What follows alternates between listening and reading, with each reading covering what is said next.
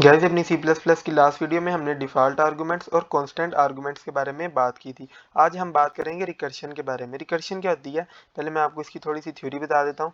Recursion होती है जब एक फंक्शन अपने आप को दोबारा से खुद ही कॉल करता है, उसको हम कहते हैं रिकर्शन। ठीक है, तो ये बात है हमारी रिकर्शन की कि हम किस चीज़ को रिकर्शन कहते हैं कि एक फंक्शन खुद ही से अपने आप को कॉल करे, वो होती है रिकर्शन।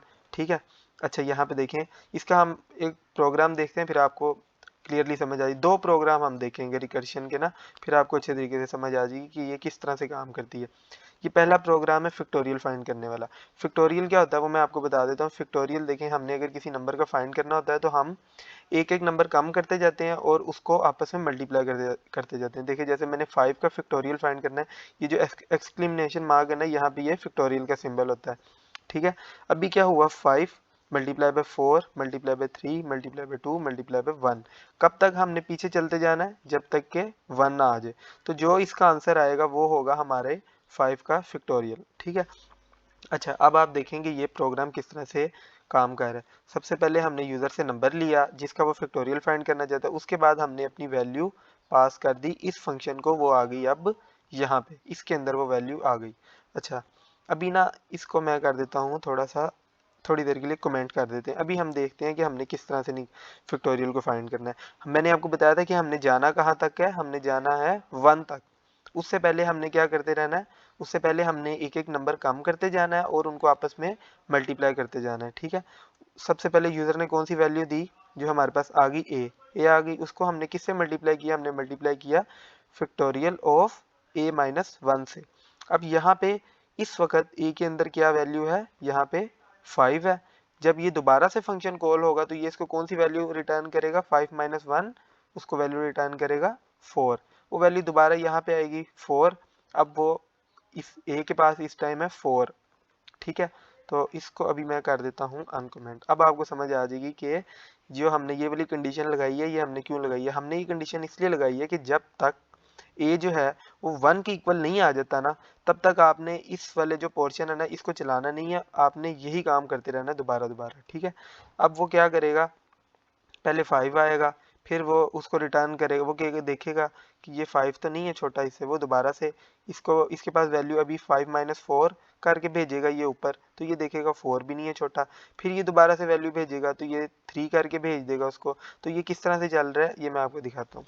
अच्छा यहाँ पे देखें, सबसे पहले हमारे पास जो वैल्यू आएगी वो है, यूज़र ने हमें वैल्यू दी है 5। ठीक है, अब वो देखेगा कि जो है, यहाँ पे देखें यूज़र ने वैल्यू कौन सी दी है, 5। अब आप मेरी बात आपने ध्यान से सुननी है, ठीक है, फिर आपको अच्छे तरीके से समझ आएगी। यूज़र ने कौन सी वैल्यू दी है यहाँ पे हमें, 5। ठीक है, अब वो क्या देखेगा, वो देखेगा कि 5 छोटा या बराबर तो नहीं है 1 के, नहीं है छोटा, ना छोटा है ना बराबर है 1 के। तो वो क्या करेगा, इस वाली जो कोड्स हैं, इन लाइंस को वो एस्केप कर देगा और आगे चला जाएगा। यहाँ पे अभी क्या मिलेगा उसको, 5 आ जाएगा इधर, और वो मल्टीप्लाई करेगा फैक्टोरियल ऑफ 5 - 1। किसके साथ, ये मल्टीप्लाई नहीं कर रहा, ये असल में ना दोबारा से फंक्शन को कॉल कर रहा है, ये फंक्शन को कॉल कर रहा है। और ये मल्टीप्लाई का सिंबल इसलिए लगा है कि जो वैल्यू वापस इसको मिलेगी ना, वो वैल्यू वापस यहाँ से आएगी, क्योंकि आप देख रहे हैं इसी फंक्शन को वो दोबारा से कॉल कर रहा है, तो जो वैल्यू उसको मिलेगी वो वैल्यू फर्स्ट वैल्यू के साथ मल्टीप्लाई हो जाएगी। अब जाएगा 4 जाएगा यहाँ से, वो फिर देखेगा नहीं है, कंडीशन नहीं ट्रू हो रही, वो अभी यहाँ पे 5 मल्टीप्लाई बाय 4 आ जाएगा। इस तरह यहाँ पे देखें 5 मल्टीप्लाई बाय 4 आ गया, फिर वो दोबारा से इधर जाएगा, उसको वैल्यू नेक्स्ट पास करेगा 3। 4 - 1 हो गया ना, तो अभी वैल्यू उसको पास की, उसने कौन सी 3 वैल्यू पास की।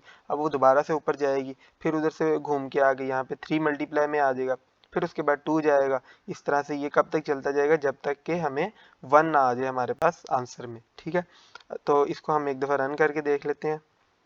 तो अगर मैं यहाँ पे देखूँ किसका फैक्टोरियल, 3 का फैक्टोरियल क्या आएगा, 6 आएगा। मतलब 3 मल्टीप्लाई बाय 2 क्या होता है, 6, और ये 1, 6 आ गया। अगर मैं 4 का फैक्टोरियल देखूं क्या आता है, यहाँ पे देखिए 4 का फैक्टोरियल क्या आएगा, 4 का फैक्टोरियल आएगा 24।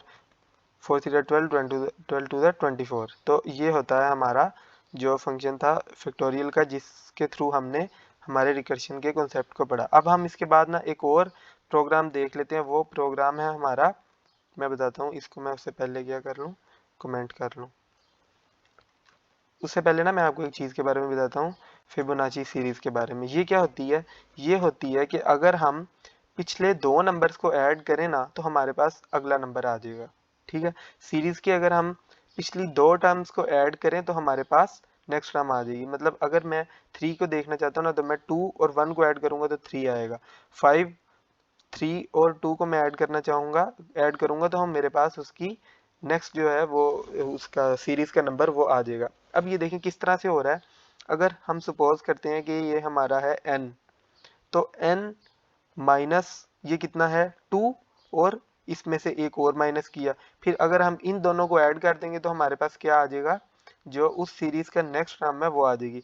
अब हम एक प्रोग्राम बनाते हैं जिसमें यूजर हमें सिर्फ बताएगा, इंडेक्स नंबर बताएगा कि वो कौन से इंडेक्स नंबर पे जो वैल्यू है वो उसको फाइंड करना चाहता है। तो हम उसको वो वैल्यू बता देंगे कि इस जो है ना इंडेक्स नंबर पे ये वाली वैल्यू आती है। तो इसका प्रोग्राम ये मैंने लिखा हुआ है, इसको हम कर देते हैं पहले अनकमेंट, ठीक है। अच्छा, तो ये देखें ये किस तरह से चल रहा है। सबसे पहले हमने यूज़र से value the, enter the index of Fibonacci series. अब वो हमें इंडेक्स नंबर देगा, उसने हमें इंडेक्स नंबर जो भी दिया वो हमने ए के अंदर स्टोर कर ली। अब हमने अपनी इस वैल्यू को किस में पास किया, हमारे फंक्शन में। यहाँ पे आ गया हमारे फंक्शन में, ये वैल्यू जो यूज़र ने हमें दी थी वो यहाँ पे आ गई। अब मैंने यहाँ पे देखें क्या लिखा हुआ है, ए स्मॉलर देन 2 है अगर, तो रिटर्न क्या करना है 1। मतलब कि क्यों मैंने इस तरह से लिखा है, ये देखें, ये 0 इंडेक्स है, ये 1 इंडेक्स है। मैंने यहाँ पे क्या लिखा है, ए स्मॉलर देन 2, मतलब कि 0 या 1 अगर इनमें से कोई भी इंडेक्स नंबर यूजर एंटर करता है तो क्या आना चाहिए आउटपुट में। ये देखिए आपके सामने क्या आ रहा है, 1 1 आ रहा है। तो मैंने इसको क्या कहा है, अगर यूजर 0 या 1 में से कोई भी वैल्यू इनपुट करता है तो हमें उसने क्या रिटर्न करना है, 1 रिटर्न करना है। अब मैंने क्या किया, मैंने किया कि Fibonacci a minus 2 plus a minus 1, ये मैंने क्यों लिखा है ये मैंने भी आपको पहले बताया। अब हम ना इसको देखते हैं ये प्रोग्राम किस तरह से चल रहा है। कि मतलब मैंने कहा है कि अगर जो वैल्यू है वो a से छोटी है तो 1 रिटर्न करना है, वरना इस वाली लाइन ऑफ कोड को चला देना। अच्छा, अब देखते हैं हम इसका ये किस तरह से चल रहा है। ये देखें, सबसे पहले मैंने उसको वैल्यू कौन सी पास की, मैंने उसको वैल्यू पास की 5। तो 5 तो 2 से छोटी नहीं है, तो हमारी नेक्स्ट लाइन जो है वो चलेंगी। उसके बाद ये वाली लाइन एग्जीक्यूट हुई, तो यहाँ पे क्या हुआ, 5 माइनस 2 प्लस 5 माइनस 1। देखिए नेक्स्ट लाइन में हमारे पास क्या आ गया, 5 माइनस 2 क्या आया, 3 आया, और यहाँ पे 4 आ गया। अब देखें ना 3 छोटा है ना 4 छोटा है, तो वो अगली लाइन पे जाएगा, इन दोनों को फिर पीस में कन्वर्ट कर देगा। इसने क्या करना है, पहले 3 माइनस 2 किया, और उसके बाद उसने क्या किया, 3 माइनस 1 कर दिया। फिर उसके बाद इस वाले पोर्शन को करेगा सोल्व, तो ये 4 माइनस 2 आ गया और 4 माइनस 1 आ गया। अब ये देखें ना, यहाँ पे दो काम हो रहे हैं, एक 2 माइनस का आ रहा है और एक 1 माइनस का आ रहा है। मतलब ये वाला पोर्शन भी जो होगा, ये वाला भी उसमें से 2 माइनस करेगा और ये वाला पोर्शन उसमें से 1 माइनस करेगा। सही है। अब यहाँ पे देखें उसने क्या किया, अब उसने 4 माइनस 2 कर दिया और 4 में से एक वैल्यू कम कर दी। इसी तरह जब ये आया था 3 आया था, तो इसने 3 में से 2 कम किया था और 1 कम किया था। इसी तरह फिर आगे जाएगा, 3 माइनस 2 क्या आया, 1 आ गया, और 3 माइनस 1 क्या आ गया, 2 आ गया। यहाँ पे भी 2 आ गया, यहाँ पे 3 आ गया। इसी तरह अब देखें, अब जब 1 आ गया ना, तो हमारी यहाँ पे क्या कंडीशन थी कि जब वो छोटा हो 2 से तो क्या रिटर्न करना है, 1 रिटर्न करना है। अब जब ये 1 आ गया इसके पास, तो ये 1 रिटर्न कर देगा। अभी भी ये तो 2 से छोटा नहीं है ना, तो यहाँ पे दोबारा से वो उसको उसी तरह करेगा, पहले 2 माइनस करेगा, फिर 1 माइनस करेगा, फिर यहाँ पे भी देखें उसी तरह करेगा, 2 माइनस किया, 1 माइनस किया, और यहाँ पे भी उसने 3 माइनस 2 किया और 1 माइनस किया।